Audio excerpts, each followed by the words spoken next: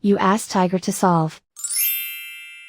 This deals with linear equations with one unknown. The final result is n equals -10. Let's solve it step by step. Simplify the expression. Expand the parentheses. Simplify the arithmetic.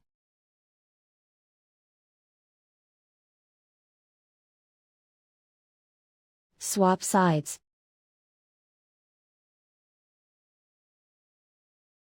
Group all constants on the right side of the equation. Subtract 60 from both sides. Simplify the arithmetic.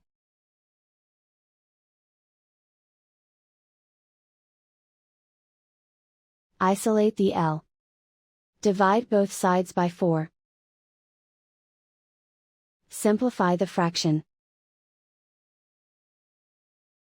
Find the greatest common factor of the numerator and denominator. Factor out and cancel the greatest common factor. And so the final result is n equals -10.